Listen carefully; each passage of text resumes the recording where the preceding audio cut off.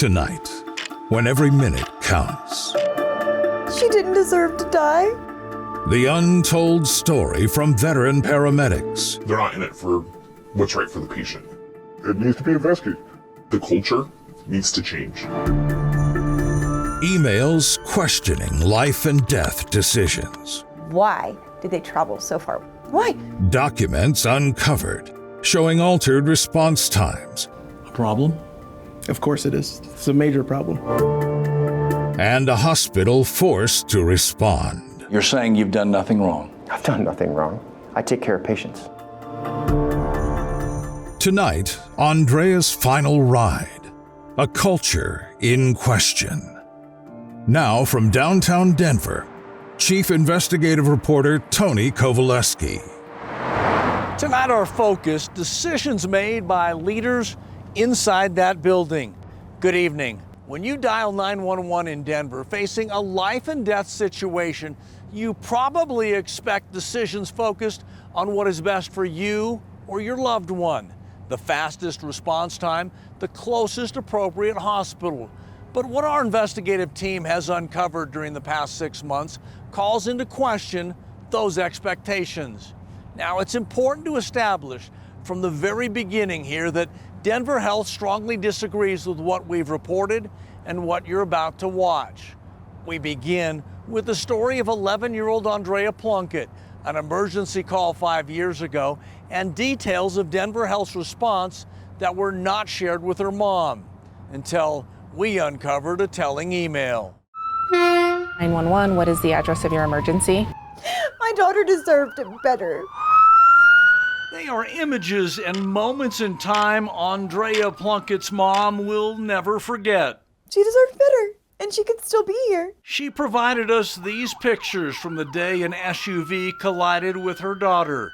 She wants everyone to know what happened, and Leah Plunkett wants to know why. 2 humans made bad decisions that day and took a child from this world. She's talking about this decision to bypass a nearby hospital and instead drive more than 17 minutes to Denver Health. En route to Denver Health following medical. Why did they travel so far? Why? She has questions about what Denver7 has uncovered in this email from a Denver firefighter, what we found in this paramedic patient care report, and what we discovered in this video from a body camera. She didn't deserve to die. She was an incredible little human. Everything changed on the afternoon of May 22nd, 2016. Right now she is not conscious, but she is breathing. That's the voice of a Sheridan police officer. This is body camera video obtained by Denver7 Investigates. It raises questions about decisions by Denver Health Paramedics. So she's most likely going to be transported to Swedish. That police officer clearly knew Swedish Medical Center was the closest level 1 trauma center, just 2.2 miles away, and Andrea clearly needed level 1 care in a hurry. Instead, the paramedic crew chose to drive her 3 times farther, 6.6 miles away, to Denver Health. I wanted to know what took so long for my daughter to get medical care. Why does it take 20 minutes to get somebody life-saving blood and oxygen to their brain? Every second of that was killing her. Hospital reports and body camera video confirm the following. It took paramedics 10 minutes and 16 seconds to arrive to help Andrea. The national standard is less than 9 minutes. Paramedics then spent 5 minutes and 40 seconds on scene. And then, instead of taking her to Swedish, just a couple minutes away, they spent 17 minutes and 28 seconds driving to Denver Health. What ultimately took her life was the lack of oxygen to her brain. Why 20 minutes? Why over 20 minutes? There's a hospital 5 minutes down the street with a Trauma 1 center. And Andrea's mom was not the only one questioning that decision. This one is the last picture of us together that I'll ever get to have. Inside sources pointed Denver7 Investigates to this email, written the day Andrea was hit by the SUV. Hey, who's going to the hospital? I can. Go. The email includes another incident involving Denver Health ambulances passing up Swedish Hospital to take a critical patient to Denver Health. You're going Swedish? Denver Health. That was a police officer questioning where the paramedics were taking Andrea. The email sent more than 5 years ago includes this telling line. The crew was very upset, and they stated this keeps happening in Sheridan, where they do not go to the closest level 1 hospital. They have stated this is the 4th time they recall something this significant happening. You've read that email. What did it say to you? Murphy Robinson is Denver's deputy mayor and executive director of public safety. Those emails said that we have a very frustrated group of firefighters who believe that something must change. This is shortly after Denver Fire pulled up. And here's another problem. We also showed Denver's deputy mayor this report. Take a close look. Paramedics claim they only spent 16 seconds attending to Andrea before transporting her to Denver Health. The body camera video tells a different story, showing 5 minutes and 40 seconds at the crash site. Combined with an extended response time and the decision to bypass Swedish, in all, a total of more than 30 minutes for Andrea to get to an emergency room. I think the facts of the video aren't accurately reflected in this specific report. A problem? Of course it is. It's a major problem. Robinson now says his team will dig deeper into the culture and performance of Denver Health's Paramedics Division. I will pledge to Andrea and every other person in the city and county of Denver that I will be reviewing this incident. I will be reviewing and making sure that we have paid close attention to how we respond, but also making sure that when we find incidences where there can be improvements, I will make those improvements. If you could talk to the chief executive officer of Denver Health right now, what would you say to her? I would want her to explain her policy. It's unfair. It's not right. You're going Swedish? Denver Health. Like, I can't even explain my emotions right now because on one side, I'm sad and I'm upset that my baby's not with me. On the other, I'm raging. Denver Health CEO declined to answer the questions raised by Andrea's mother, electing only to release a statement that included, Denver Health was the most rapidly accessible and most appropriate pediatric trauma center for this child. You're aware of the conflict. You've seen the emails we've read. What's going on here? When we return, how the man in charge of paramedics at Denver Health responds to the accusations and the controversy.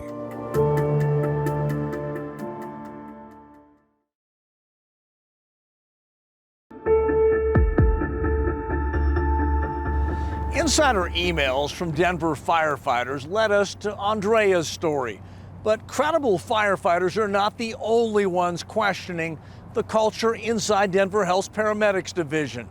Our investigation continues now with former paramedics speaking out for the very first time and telling emails from a major metro area hospital. Code 10 for a 52-year-old male chest pain. If we don't save the patient, we have all failed. The system's failing. It's a job where every second counts. They're not in it for what's right for the patient. Code 10 for a 66-year-old female. The ego and the money, it's like, this is our county, you can't tell us what to do. They make critical decisions where minutes can be the difference between life and death. There is no doubt in my mind that they know this is going on. Why are you no longer a Denver Health paramedic? It was destroying me as a person. You are hearing testimonials from 2 veteran paramedics, combined more than 3 decades of experience. Are you concerned you could face retaliation? I'm sure I will. Were you ever questioned about a decision to bring a level 1 trauma patient to the closest hospital instead of Denver Health? Yes, by my superiors and the medical direction team. Code 10 or level 1 trauma patients are the most critically injured. Generally, the patients needing the fastest route to an emergency room and a doctor. Did you get in trouble for taking a critically injured patient to the closest hospital instead of Denver Health? Yes, I did. Once? Twice? More than that. What would they say? Why didn't you take them to Denver Health? You know all level 1 trauma goes to Denver Health. There's 2 kinds of paramedics who work at Denver Health. Paramedics who take all Code 10 trauma to Denver Health and ones who used to work there. Wow. What are you saying? I'm saying if you were the paramedic who continually took trauma somewhere else, they would find a reason for you not to continue your employment at Denver Health. And paramedics are not the only ones questioning that culture. Engine 29, respond to a gunshot wound. Multiple informed sources point to this call for a paramedic unit on May 11th of this year. 10 East DVR, the UC Health ER. Denver7 Investigates has learned on this day 2 men walked into this medical facility in Green Valley Ranch. Both had gunshot wounds. A doctor inside recognized the gunshot trauma for one of the victims was too serious for his facility and called 911. 2 parties walked in, GSWs, with everybody. A Denver Health ambulance responded. We are told the doctor suggested the paramedic transport the victim to UC Health, the closest hospital just 7 miles away. Instead, for some unknown reason, the paramedic chose to drive the gunshot victim to Denver Health, more than 19 miles away. A3, we're going to be 10 at 5 with 1. I believe the paramedic who made that decision was instructed, encouraged, trained, bullied into going to Denver Health. For that case, there was concern about where the patient was transported. Dr. Danny Wilner confirms his hospital, UC Health, did raise questions about the decision to bypass the closest hospital and transport that gunshot victim back to Denver Health. This is a patient safety issue, and we know that time is important for trauma patients. We know that the farther you transport someone, the less likely they're going to have a good outcome from a traumatic injury. In fact, through a public records request, Denver7 has learned UC Health has questioned transport decisions for level 1 trauma patients by Denver Health more than a dozen times in the past 9 months. Why would a paramedic drive 10 or more miles further and avoid a closer level 1 trauma center? Because if I transport the patient to Denver Health, no matter what the patient outcome is, I won't get second guessed by my medical direction. If I transport them to another facility, it will be scrutinized and reviewed a lot closer. Are you surprised by what we found? Nope, not at all. All level 1 trauma goes to Denver Health. You will go by other level 1 trauma centers to go to Denver Health. If not, you were questioned as to why you did not take that patient to Denver Health. No Denver paramedic has ever faced discipline for not bringing a trauma patient to Denver Health. Ever. Ever.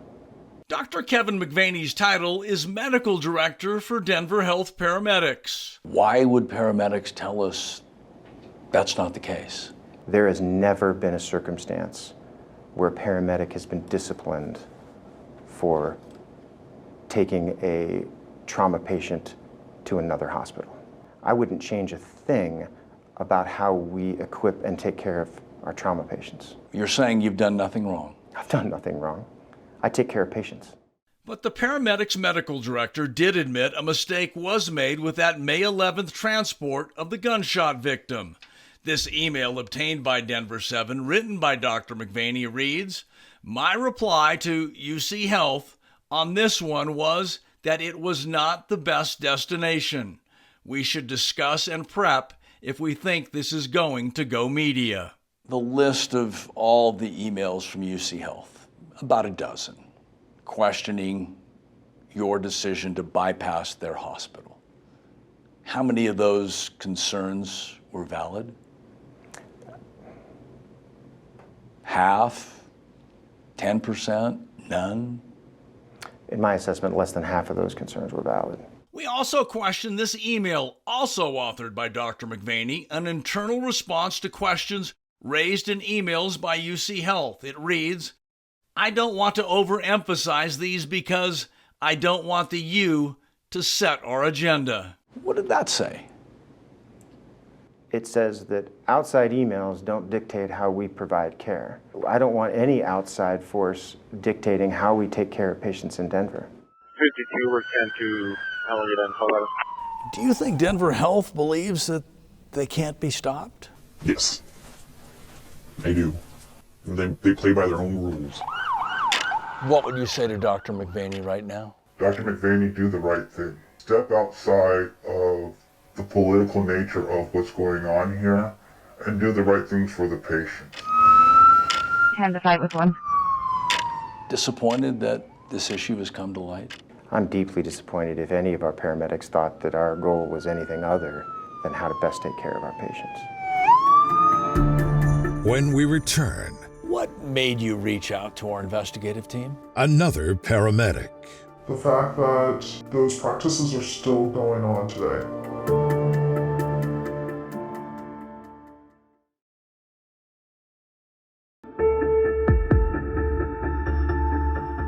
Welcome back. So what you've watched to this point is a collection of insiders and documentation that shows Andrea's final ride 5 years ago was not an anomaly.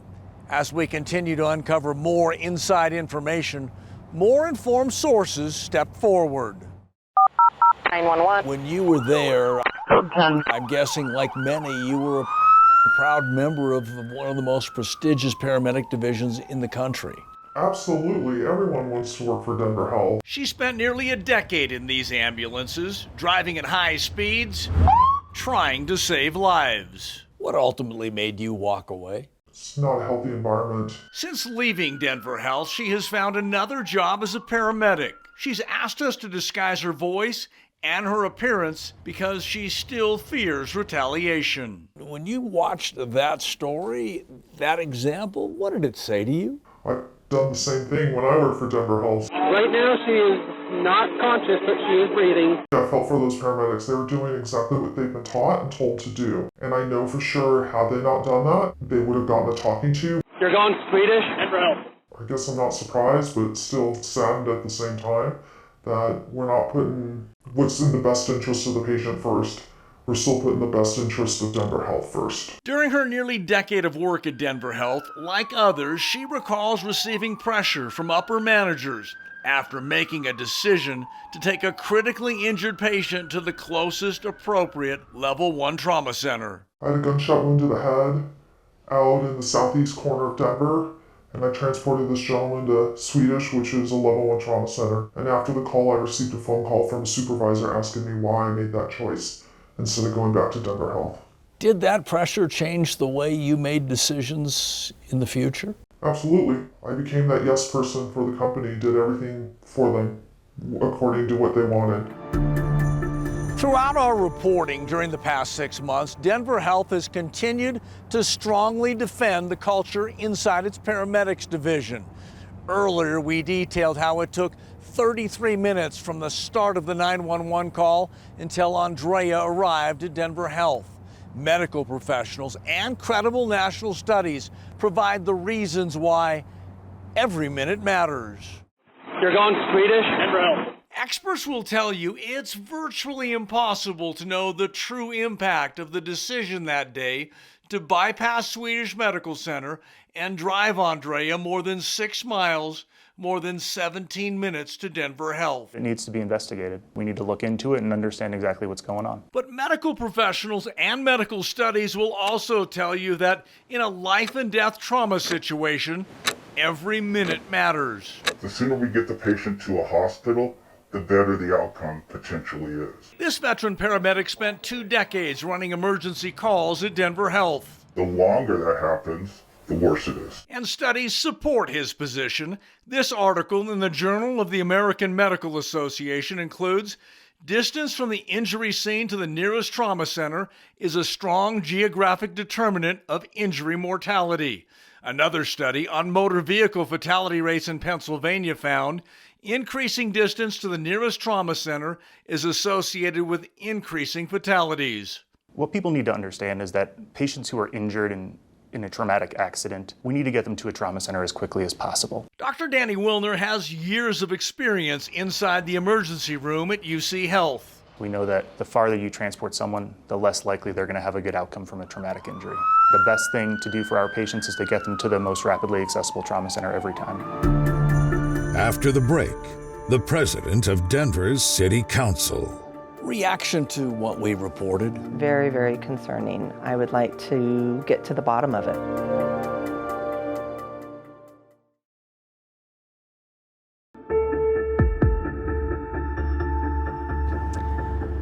Welcome back. We've heard from Denver's deputy mayor promising a thorough review of the facts we've uncovered. Now, more pressure, this time from the president of Denver City Council. It's 4:36 in the morning, September 28th of last year. 314, I'll be following the first bus to Denver Health. The man inside the ambulance in front of this police car survived a serious car crash. His passenger died. The ambulance is driving code 10, lights and sirens, the highest priority call. On the ramp westbound towards I-70. It's another example of a controversial culture living inside Denver Health's Paramedics Division. We just rolled up on an accident. We're not involved, but we're nice. And the questions center on decisions made here in the minutes before the ambulance started driving westbound to Denver Health. Where are they taking him? Right next door to University. Denver Health. That brief exchange exposes the heart of this issue. They're going to Denver Health? That's where they're going. Why transport a seriously injured patient to Denver Health more than 14 miles away, a drive that took more than 17 minutes, when another qualified level 1 hospital was only 4 miles away? They're going to Denver Health? That's where they're going. University is closer. Why? Why would we be doing that? She's the president of Denver City Council, Stacy Gilmore, questioning why paramedics chose not to take that seriously injured patient to UC Health, the closest level 1 trauma center. What did you take from the tone and the questions that were asked? They were questioning the objective. They didn't agree with it. It seemed odd that they were going to go to a different facility when there was one so close. Does Denver Health need to explain this decision? I think they should. Reaction to what we reported? Very concerning. I would like to get to the bottom of it. The president of Denver City Council represents the city's 11th district located in northeast Denver. She says it's a diverse district with a strong Latino and Black population. It's the district where we discovered the concerning decisions on that gunshot wound and the critical car crash. What if senior leadership at Denver Health ultimately say we're not going to change anything? Is that acceptable? No. Because you are, by taking that stance, quite possibly putting Black and brown people at a greater risk than the rest of the population. We wanted to raise those points to Denver Health CEO Robin Wittenstein. We wanted to ask her if she plans to make changes to the culture that has produced serious questions from paramedics, medical professionals, and now the president of Denver City Council. Our multiple requests were declined. If Denver Health CEO says we're not going to answer questions in front of this camera, is that acceptable? No, because it's Denver taxpayers who are putting money into these facilities. They deserve to have answers to understand if, God forbid, something life-changing happened to a loved one, that they weren't going to go on a joyride. So now, more than 5 years after Andrea's final ride, we are left with a conflict and a clash of credibility. Do you believe Denver Health's position that it has done nothing wrong? Do you wonder why the hospital's CEO refuses to answer questions brought to light by former paramedics and Andrea's mom?